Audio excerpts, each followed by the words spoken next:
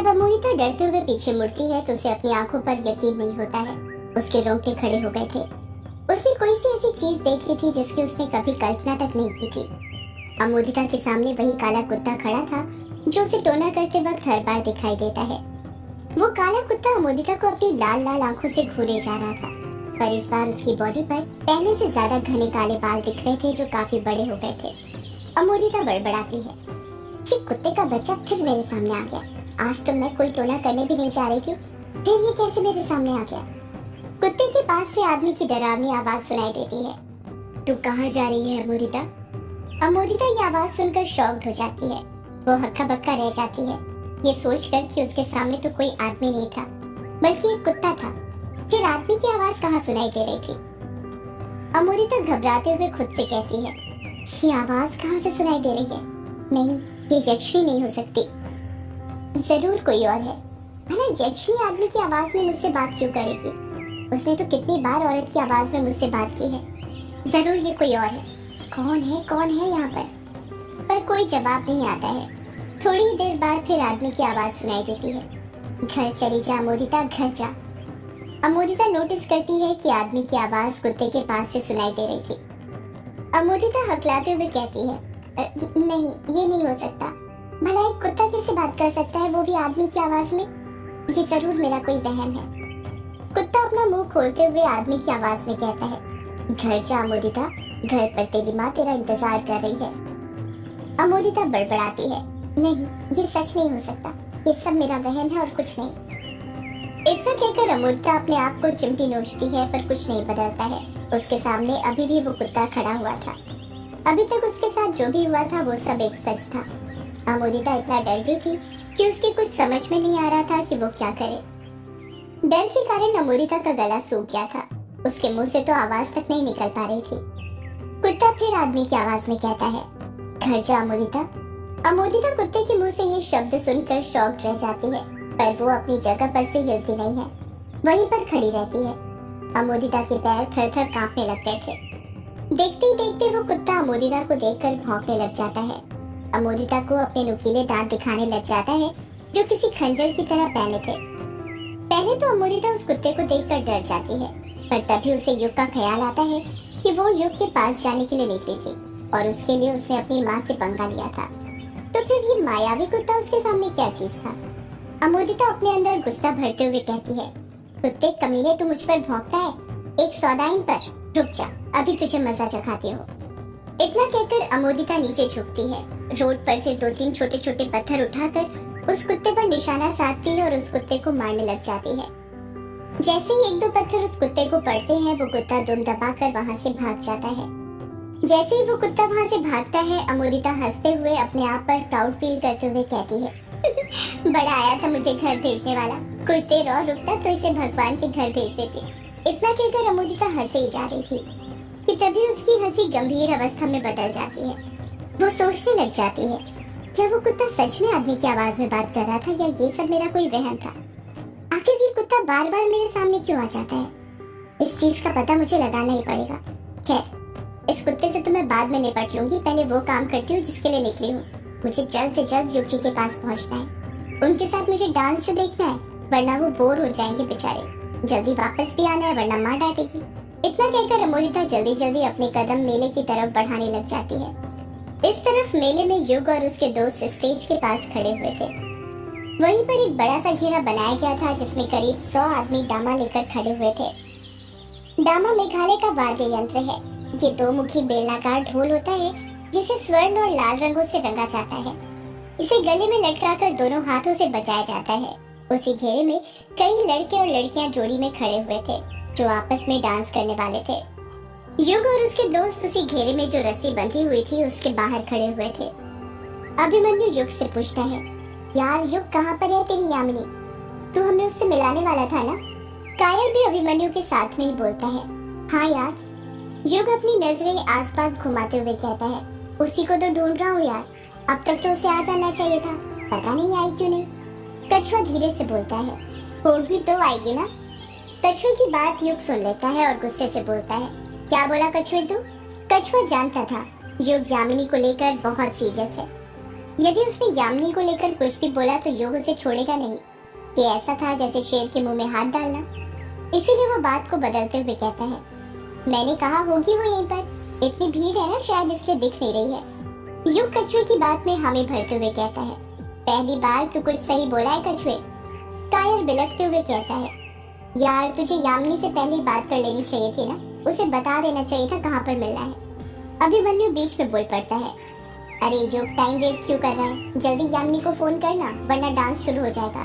कल मिला था तब तो उसका नंबर ले ही लिया होगा ना तूने। युग उदासी के साथ जवाब देता है, उसके पास मोबाइल होता तो नंबर लेता ना, उसके पास मोबाइल ही नहीं है तो नंबर कैसे लेता उसका।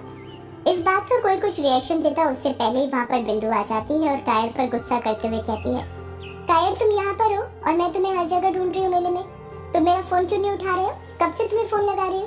कायर अपनी जेब में से अपना मोबाइल निकालता है और स्क्रीन को देखते हुए कहता है, अरे बिंदु सॉरी, वो यहाँ पर इतना शोर हो रहा है ना कि रिंग बजने की आवाज ही नहीं सुनाई दी। बिंदु गुस्सा करते हुए कहती है, अब यहीं पर खड़े रहोगे या डांस करने भी चलोगे, तुम्हारा मेरे साथ डांस करने का मन नहीं है क्या। कायर बौखलाहट के साथ कहता है, अरे बिंदु ये तुम कैसी बात कर रही हो, इस दिन का तो मैं कब से इंतजार कर रहा था। कायर के कहते ही ढोल बजने शुरू हो जाते हैं।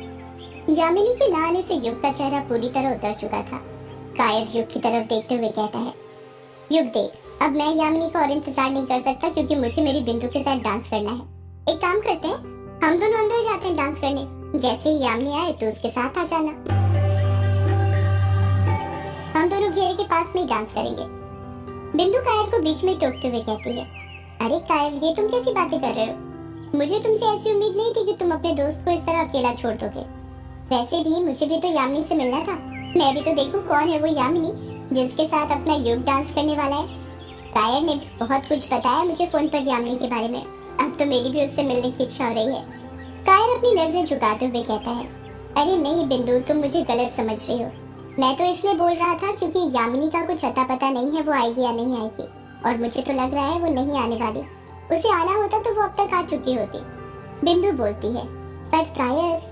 बिंदु अपनी बात पूरी करती उससे पहले ही युग उसे बीच में टोकते हुए कहता है, बिंदु कायर ठीक कह रहा है, तुम दोनों मेरी वजह से आज की रात खराब मत करो, डांस करने चले जाओ, सबको ये पल नसीब नहीं होते हैं और मैं कौन सा अकेला हूँ, यहाँ पर अभिमन्यु और कछुआ है ना मेरे साथ बातें करने के लिए।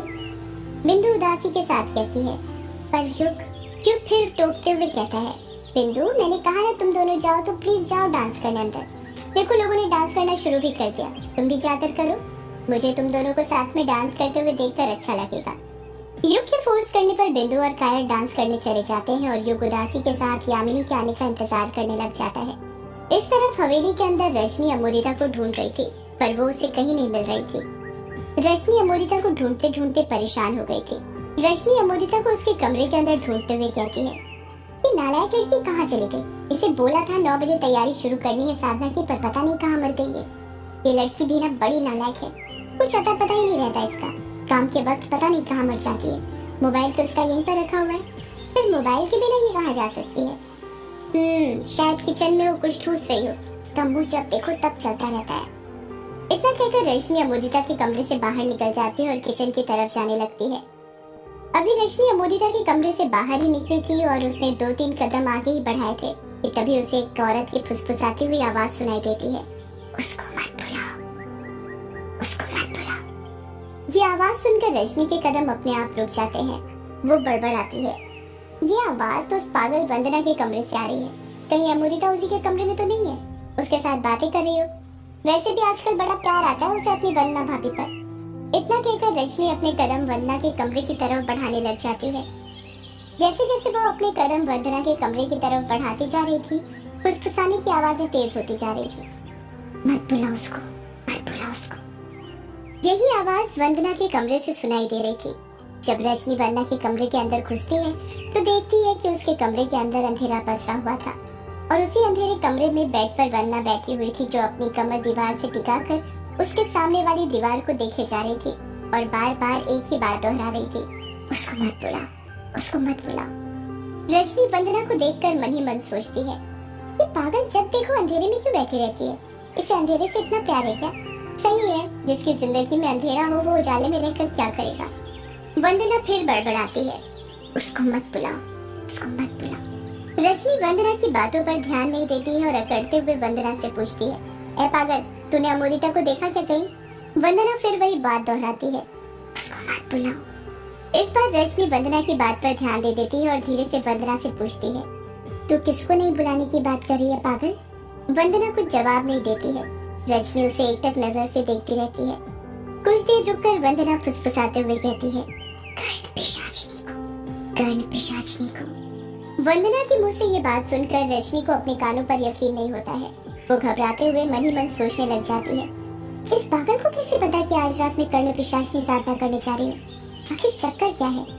वंदना अपनी बात आगे जारी रखते हुए कहती है, उसको मत बुलाओ, वरना उसका अंजाम ठीक नहीं होगा। वो आएगी तो लेकर जाएगी। वंदना की बात सुनकर रजनी के पसीने छूटने लग गए थे। वंदना फिर बड़बड़ाती है, वो आ गई तो लेकर जाएगी। रजनी मन ही मन सोचती है, ये पागल क्या लेकर जाने की बात कर रही है। वंदना फुसफुसाते हुए कहती है, कर्ण पिशाचिनी को मत बुलाओ वरना वो लेकर जाएगी। रजनी खुद से कहती है, इस पागल को कर्ण पिशाचिनी के बारे में कैसे पता चला? कहीं इसने मेरी और अमोदिता की बात तो नहीं सुन ली थी? हाँ, जरूर सुन ली होगी, तभी तो ये उसका नाम बड़बड़ा रही है। रजनी वंदना को अपनी बड़ी बड़ी आंखें दिखाते हुए कहती है, ए पागल, तूने ये बात घर में किसी को बताई तो नहीं ना? वंदना कुछ जवाब देती उससे पहले ही कमरे की लाइट अपने आप चालू हो जाती है। जब वो अपनी नजरें स्विच बोर्ड की तरफ करती है तो देखती है कि वहाँ पर जानकी खड़ी हुई थी जिसने लाइट ऑन करी थी। जानकी को देखकर रजनी के पैरों तले जमीन खिसक गई थी। वो मन ही मन सोचने लग जाती है, कहीं भाभी ने मेरी और वंदना की बात सुन तो नहीं ली? अगर गलती से भी सुन ली होगी तो आज तो मेरी खैर नहीं। रजनी जानकी को देखकर इतना डर गई थी कि कुछ नहीं बोल पा रही थी। जानकी रजनी से पूछती है, क्या बताने की बात कर रही हो तुम रजनी?